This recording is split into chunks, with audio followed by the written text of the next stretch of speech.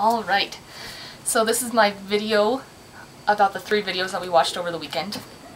I think a lot of what causes the problems in these third world countries is the fact that the women are very powerful. This is only part of it, obviously. I think that because the women, men do see the value that women have. They are starting to see that, and I think a little bit could be possibly man pride, that this is a man's place and this is a woman's place, and if either of those two roles collide, then there's going to be problems. And so men, keeping their role and keeping their status, abuse women to stay in their high and lofty positions.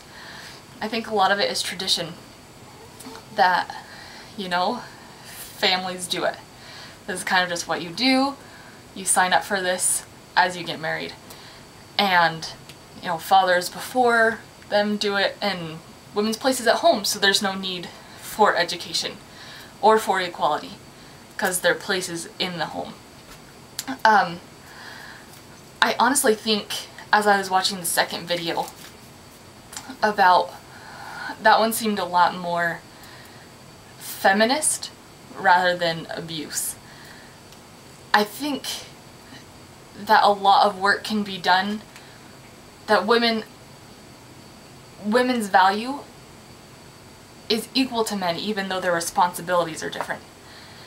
I think that as we shift our perspective to seeing that, instead of seeing that men are strong and providers, which they are, seeing that the roles that we've created are equal in value, that men and women can do separate things and they're both important.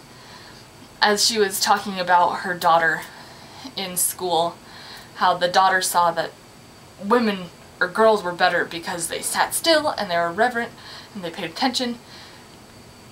I think men and women learn differently. And just because their idea of getting to a certain, from A to B is different, that's totally fine. As women are more, it seems more hands-on, but more focused and dedicated and emotionally involved in their studies. And men kind of seem a little bit more sporadic in their studies, that they want to go out and have fun, they'll sit down and do their work eventually, but honestly, like, both cases get the job done.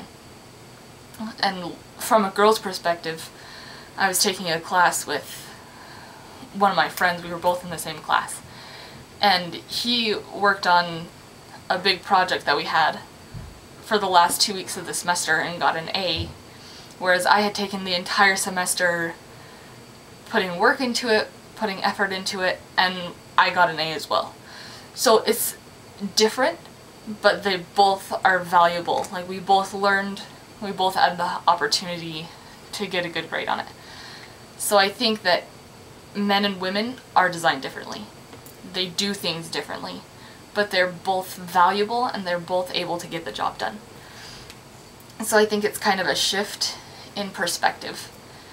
I think something that we can do is educating people. There's a lot of ideas about men and women that I think people think they need to stick to as a social status,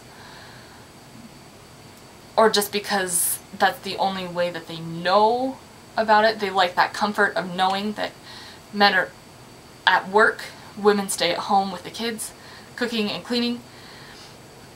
But I think as we inform people that we're both important, that we both have things to do, and there is beauty at home, that there is beauty in the workplace, and if it happens that those two cross, that's great. I think one thing that we can do for education specifically is, just as in the first video with the goat, getting supplies. If we could, animals, gardens, if we could give women supplies to create a business of their own, women are willing to work for it. if we're willing to give them supplies, just that small, simple donation will be able to help an entire generation. So small supplies and accurate information. Women and men are so powerful, and they're powerful together. But these roles that we've forced them into, these molds, people are conforming. And we need to break that. Breaking that idea will be able to actually promote gender equality, which is the goal